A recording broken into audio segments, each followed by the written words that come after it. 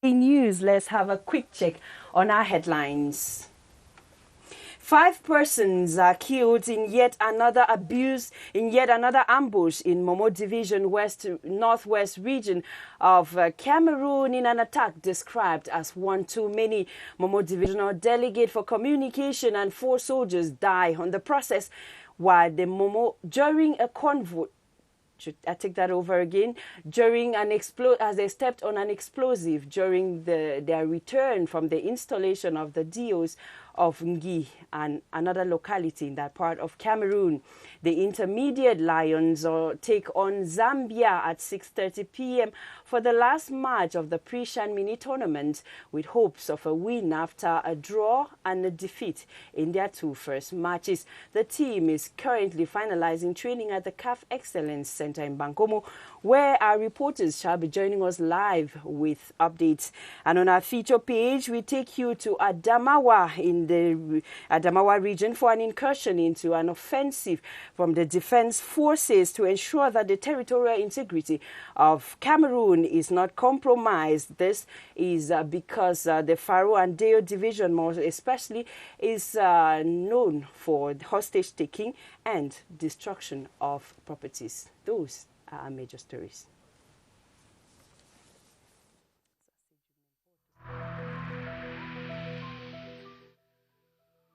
I have personally observed that most of our fellow citizens no longer comply with the protective measures prescribed by the government.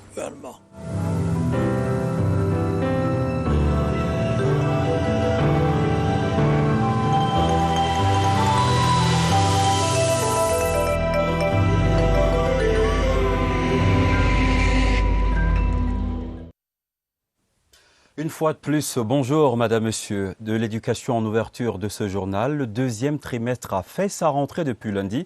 Les salles de classe ont renoué avec leurs occupants. L'un des défis durant ce trimestre, c'est la couverture des programmes scolaires dans un contexte d'école à temps partiel du fait de la pandémie à coronavirus. Face à cette situation, nombre d'établissements ont ouvert la fenêtre du e-learning pour une couverture optimale. Constat de Marlise Enoambarga qui est descendu ce matin dans certains établissements de Yaoundé. Il est 8 heures dans cette salle de classe de 3e A1 au lycée bilingue des Sauces. Mbele, professeur de géographie, s'attelle à achever le chapitre sur les composantes du peuplement du Cameroun. C'est le 7e chapitre sur les 19 au programme. Combien de groupes ethniques compte-t-on dans notre pays?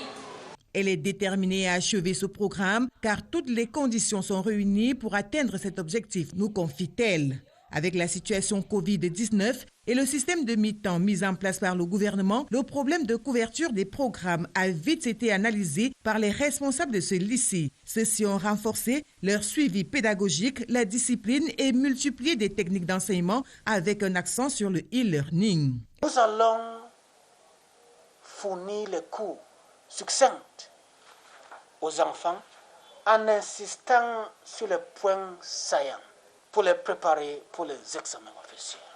Nous allons donner les cours de travaux dirigés de la matière pour que les enfants travaillent à la maison et lorsqu'ils viennent en classe, nous menons les activités d'intégration de la compétence. Dans cet autre établissement, cette fois-ci privé, pas de doute, les élèves seront prêts pour les examens. Nous avons mis sur pied des stratégies sur les progressions scolaires. Nous pensons bien que nous n'aurons pas de problème d'ici la fin de l'année scolaire pour aborder les examens officiels. Mais s'il y a des jours fériés, s'il y a des périodes de fête, nous pouvons organiser les cours de rattrapage. Pas d'éducation donc au rabais au Cameroun cette année. Le gouvernement a pris toutes les dispositions pour une couverture à 100% des programmes scolaires. Les enseignants sont disponibles et disposés. La balle est donc du côté des élèves pour leur réussite. Le retour à l'école est donc effectif, une rentrée qui soulève d'énormes interrogations, notamment sur le transport scolaire, de la maison à l'école. Comment est-ce que les élèves s'y rendent, à pied, en moto ou en voiture? Chaque parent a sa méthode. Voyons comment cela s'organise à Douala dans ce reportage de José Gaëtan Tianga. Sortie de classe en masque au lycée technique de Koumassi. 3 jeunes filles assises à l'arrière d'une moto et leur conducteur s'apprêtent à prendre la route. Double infraction, d'une part la surcharge, d'autre part les étoffes qui devraient couvrir leur nez et leur bouche ne sont pas visibles. La règle de distanciation physique n'est pas non plus respectée. À l'intérieur du lycée, on porte le masque, c'est obligatoire. Mais pour le moment, si comme on a un peu de quoi manger à main là, on est un peu baissé pour manger. J'ai pas peur. Je pense pas que ça existe. Depuis voir les gens marcher sans masque, il n'y a pas de code. Moi-même, avant, je marchais sans masque, corona, il n'y avait pas ça. Même réalité au lycée Jos de Douala. Les élèves qui sortent à peine des cours entrent dans les taxis à visage découvert. La deuxième vague de contamination semble ne pas inquiéter la plupart. Pourtant, il y a des transporteurs qui prennent le mal au sérieux. J'aborde le masque pour me protéger d'abord, pour un premier temps, et protéger aussi les passagers. Vous savez, nous avons la poussière, nous avons le Covid-19 qui est dehors. C'est très très important de porter son masque. Je demande aux élèves qui montent derrière ma moto de se protéger, parce que c'est pour notre bien, nous tous. Le coronavirus continue à faire des ravages dans le littoral. Plus de 600 personnes sont contaminées pour 150 guéris à mort depuis le début de l'année. And we stay in education news where catch-up classes and according extra teaching hours to teachers are some measures employed by school administrations in Yaoundé to cover the syllabus during the second term. The double shift system practice is in crowded schools as a way to respect COVID-19 barrier measures has altered the school activities, and coupled with the extracurricular activities the term is faced with, these teaching hours are said to be necessary. Yoti Kaleli Songe was at the Government Bilingual High School, a source in Yaoundé, and saw how this is practiced. 3 hours of e-learning daily is one of the techniques most schools have adopted, especially where the two-shift system is practiced in order to cover the second-term syllabus. We are going to succinctly provide lessons to students while insisting on salient areas. Use the inverse classroom technique by providing data or information to students who are going to work at home, and while they come back to class, we're going to ensure integration activities. Discipline is also a prerequisite here for the learning process to be effective. We have reviewed the assiduity and the punctuality, first of the school administrators, second of the teachers, and third of the students.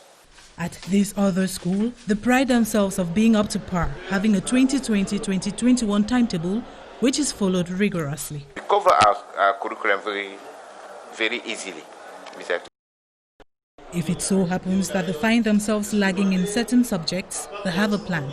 If there are any free period, we can do a catch-up classes on Wednesday afternoon or Saturday morning.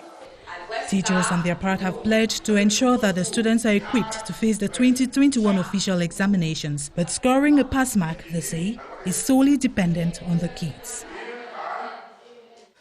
Place à présent à l'invité du 12h, Hermine Bibonneau, conseillère d'orientation au collège Monseigneur Henri Vita de Lancac. Bonjour madame. Bonjour monsieur. Bienvenue sur le plateau du 12h. Merci. Le deuxième trimestre a fait sa rentrée depuis lundi. L'enjeu, c'est la couverture des programmes scolaires. Pour vos enseignants, c'est une équation à plusieurs inconnues.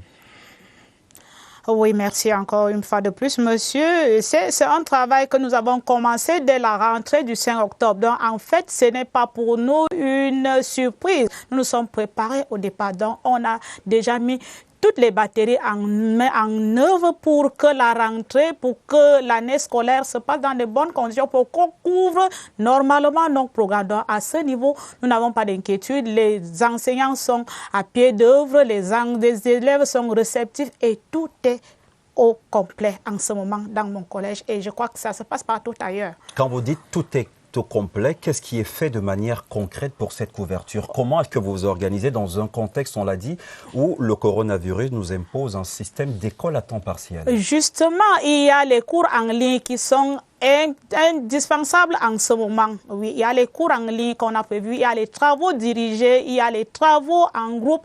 Tout ce qu'on a essayé de voir et tout se passe dans de bonnes conditions parce qu'on ne peut pas passer outre l'administration et le ministère même en charge de l'éducation. Donc on a aussi pris tout cela en compte. Je crois que tout se passe dans de bonnes conditions. Votre façon personnelle en tant que conseillère d'orientation, quel est votre rôle? Oui, justement, le conseiller d'orientation qui est l'accompagnateur quotidien de l'élève est en œuvre aussi parce qu'il doit accompagner l'élève tout au long de son cursus scolaire. Et en cette année où la pandémie sévit, il faut remettre l'apprenant en confiance, lui dire que ce n'est pas une fin en soi et que l'école doit normalement continuer. Donc, le conseiller remet de temps en temps l'élève, l'apprenant en confiance. Donc, c'est le travail. Quel est le message précis que vous lui adressez dans ce contexte?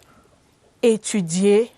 Et là, on développe l'écoute et la parole. Et là, on invite les parents à nous joindre pour qu'en fin d'année, nous ayons des bons résultats. Alors certains vous diront, madame, que c'est du déjà entendu. Ça, c'est... on est habitué à ce mot et on fait toujours avec. Et vous avez le sentiment que les principaux acteurs, les élèves, sont réceptifs à ce message que vous leur adressez? Oui, ils sont tellement réceptifs parce que je leur mets de temps en temps en confiance. Ça, c'est mon travail. Je leur mets de temps... Puisque je vous dirais que ce sont mes amis. Donc, ils se confient à moi. Je suis le poumon de l'établissement. Donc, c'est pour cela que je développe les entretiens individuels. Donc, je travaille en synergie avec et les élèves et les parents. Alors, il se dit que le conseiller d'orientation est également un accompagnateur psychologique. Psychologique, psychopédagogique, psycho-affectif même. Ah oui. Merci Hermine Bibono, conseillère d'orientation au collège Monseigneur Henri Vita de Loncac. Merci d'être passée sur le plateau du 12h. C'est moi qui vous remercie, monsieur. La suite avec vous, Emmanuela. Exactly, Mohamed. You stay with us. Cameroonians continue to express indignation over the killing of the Momo Divisional Delegate for Communication and 4 soldiers in an ambush by separatist fighters near Mbengui yesterday. The SDO's convoy was on its way from the installation of divisional officers of Njikwa and Ngi when the explosive device was detonated. Karin Tosam reports from Bamenda. The incident occurred 15 kilometers to Momo Divisional Headquarters Mbengui on the night of January 5, 2021. The convoy also had on board the senior divisional officer of Momo, who had gone for the installation of newly appointed divisional officers of Njikwa and Ngi subdivisions. They fell into an ambush by a terrorist group using explosive that targeted one of their vehicles, and as a result of that, we recorded 5 persons dead, 4 soldiers, and the divisional delegate. Staff of the Northwest Delegation of Communication say they are yet to come to terms with the sad news. It's as if time has stopped in our delegation. Becky was one of my best collaborators. Lively. She was just a professional. Unfortunately, she has gone.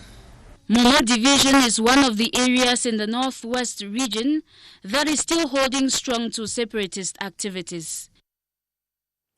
L'émoi et la consternation dans le Nord-Ouest, la crise sociopolitique continue de faire des victimes innocentes. 5 personnes, dont 4 hommes en tenue, ont été lâchement abattues dans la nuit du 5 au 6 janvier sur la route de Mbengui. Parmi les victimes, Rebecca Ndiemeliwisi, déléguée départementale de la communication dans la Momo. Les autorités locales là-bas sont formelles. Les auteurs de ce forfait seront traqués.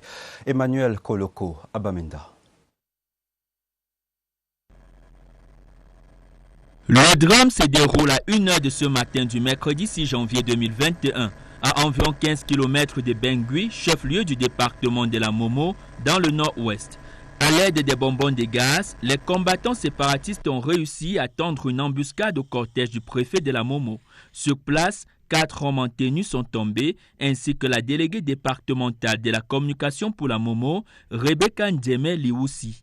Un moment de consternation pour sa hiérarchie. Becky était une collaboratrice pleine de vie, une collaboratrice professionnelle jusqu'au bout des ongles. Et à preuve, elle va mourir sur le champ de bataille. Face à cette situation, le gouverneur de la région du Nord-Ouest, Adolphe Lélé Lafrique, rassure les populations de la Momo et celles du Nord-Ouest en général sur le retour progressif de la paix.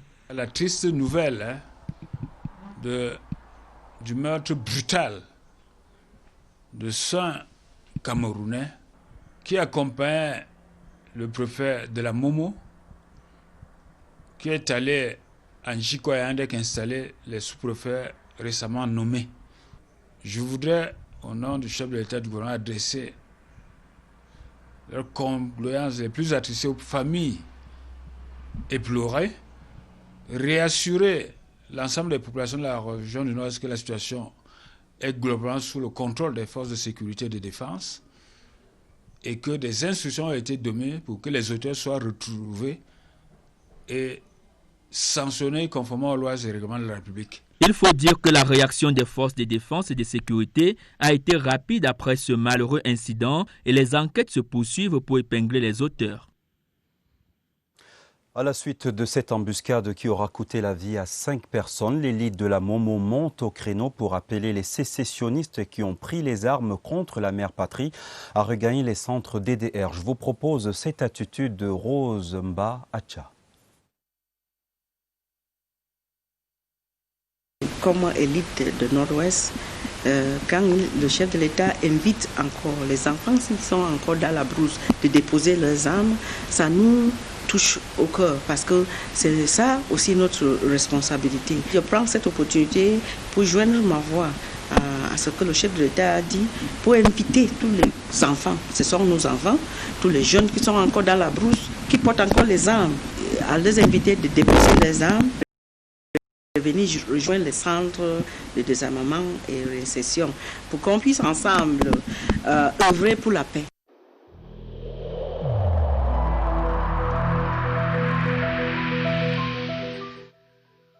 I urge you once again to put on your face masks, to wash your hands regularly, and to consult a physician or any other health personnel if you notice any symptoms. This is the only way to save lives and to curb the spread of the virus.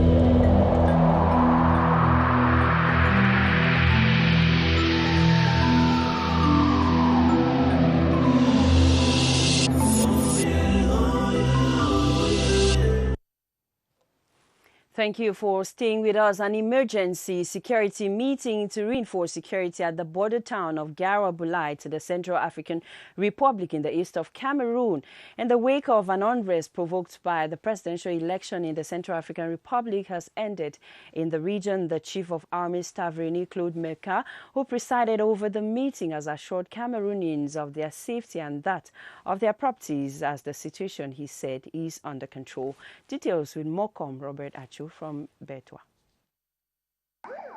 It was at the conference hall of the Garabulai Council that the Chief of Army Staff, General René Claude Meka, and his Staff Major from all the wings of the armed forces held the emergency security meeting behind closed doors. Certainly, they discussed at length and took stringent measures to reinforce the security that has been put in place for the safety of people and their property at ordinary times, and more so at this time when the security is threatened by the socio-political unrest in the neighboring Central African Republic. At the end, the Chief of the Army Staff, General René Claude Meka, is ensuring inhabitants of the Garabulai border town that the security situation is under control. The situation on the border is a little bit complicated, so we have come here to take measure for to ensure that we have no problem in the next future. As at the time of the meeting, hundreds of Central African Republic citizens forced by the socio-political unrest in their country to cross over to Garabulai were being identified and registered by the UNHCR, while over 500 heavy-duty trucks bound for the Central African Republic have been blocked in Garabulai for the past 3 weeks. De la culture dans ce journal, projecteur braqué sur un phénomène bien identifié, le rythme mbolé et la danse du même nom. Joël Lafleur et le titre Mimboni Manibé. Il y a quelques mois et plus récemment, les pleurs du mbolé du jeune Happy forcent l'intérêt sur des sonorités qui nous rappellent un rythme séculaire. Dans son sous-groupe Betty, les étoudis, plongeons dans l'ère du mbolé avec pour guide Serge Atagnabisso. Qui saura se souvenir du berceau? À part Paco Aristide lui-même et son jeune frère qui, pour une bière, vous servent ce qu'ils appellent l'original mbolé, mbolé maison mère. Je suis le créateur du mbolé, un truc de Kolongo, naturellement, et au sous-cassé vraiment. Mbolé, M-B-O-L-E, bon, juste ambiance. Le cordon ombilical du rythme qui ravage tout sur son passage aujourd'hui est donc ici, en Kondongo, Yaoundé. Une histoire d'animation durant les veillées mortuaires d'abord, puis les petites fêtes au quartier. Enfin, Petit Malo qui fait un studio. La suite est un raz-de-marée dans lequel Joël Lafleur a percé. De mototaxi à star du showbiz, les cloisons ne sont plus tout à fait étanches. Je suis comédien à la base. Je suis un chauffeur moto-taxi. Je me lance dans la musique parce que, étant déjà dans le cinéma, il y avait une chanson que j'aimais toujours interpréter dans mes rôles. J'ai chanté ça pendant les scènes. Les gens appréciaient. C'est comme ça que je me pose la question, pourquoi pas jouer Lafleur en studio? Je veux parler, je veux parler. Happy et son curé de mini-ferme tournent juste la recette. Faire un texte, trouver les mots, le rythme est dans la peau. Les puristes lui trouvent un air de Mbali, la danse guerrière de la tribu Etoudi.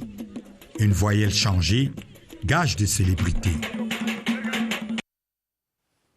On our feature page in this newscast, we take you to the Adamawa region, where the defense forces have been on an offensive ensuring that the territorial integrity of Cameroon is not compromised, especially in the Faro and Deo division that is noted in the past for armed groups that make incursions in a sporadic manner and threaten agro-pastoral as well as economic activities. But troops of the 31st Motorized Infantry Brigade have triggered a happy end for this, giving hope to the inhabitants of Faro and Deo. Details with Amos Enonyaket Agbo.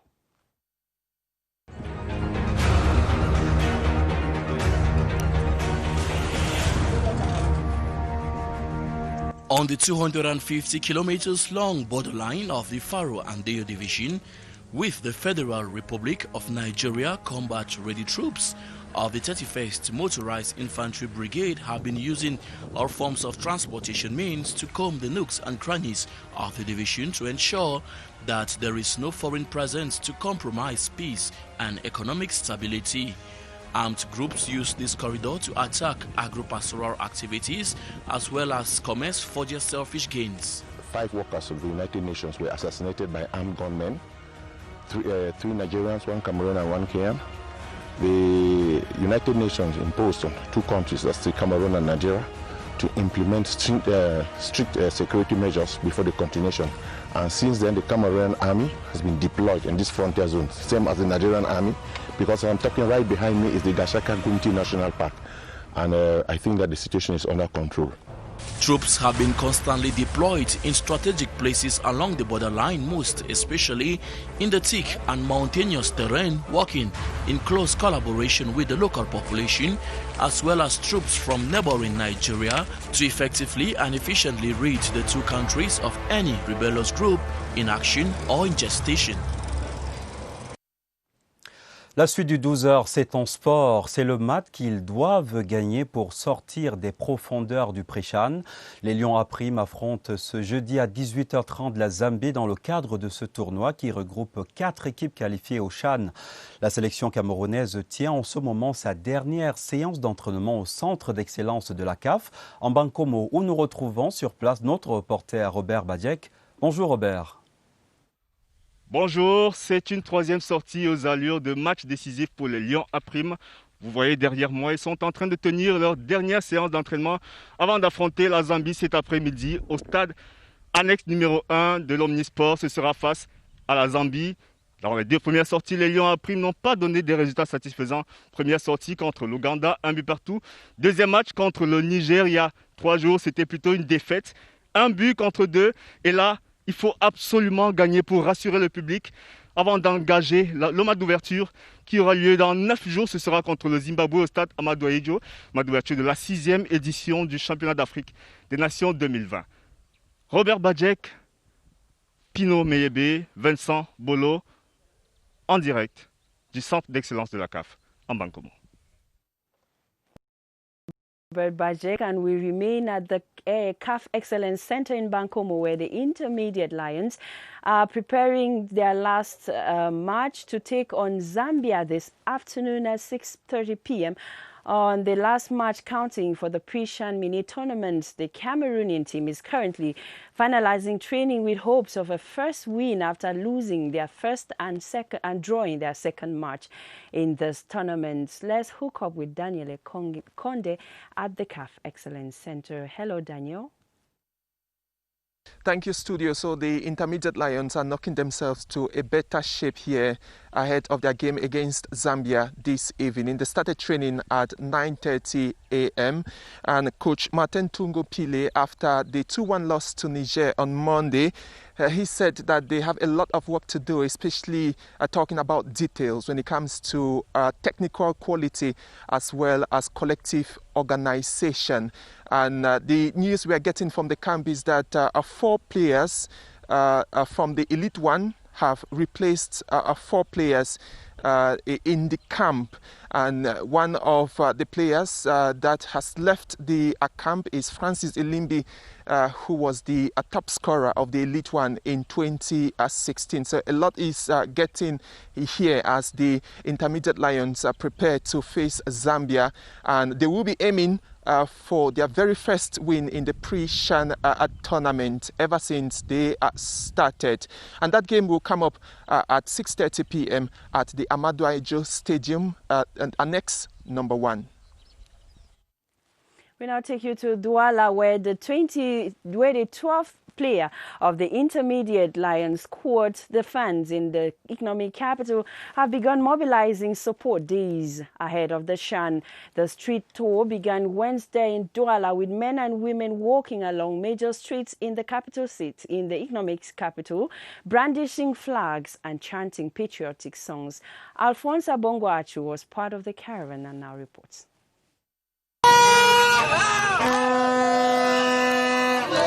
The march has already started for the fan club of the Intermediate Lions of Cameroon in Douala as the country negotiates the last bend ahead of the 2021 CHAN competition.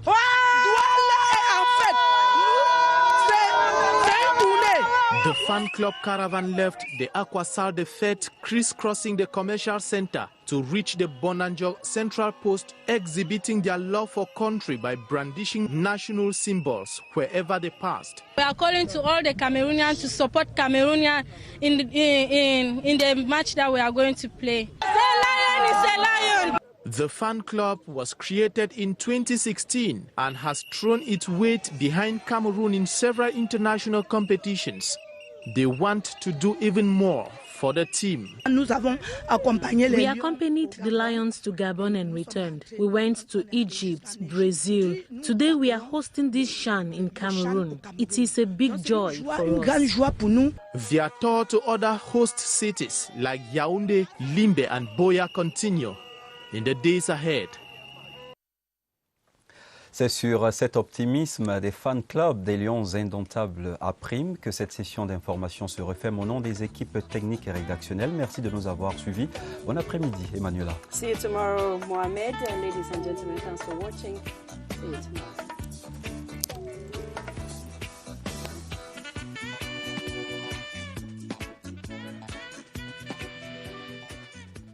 I urge you once again to put on your face masks, to wash your hands regularly, and to consult a physician or any other health personnel if you notice any symptoms. This is the only way to save lives and to curb the spread of the virus.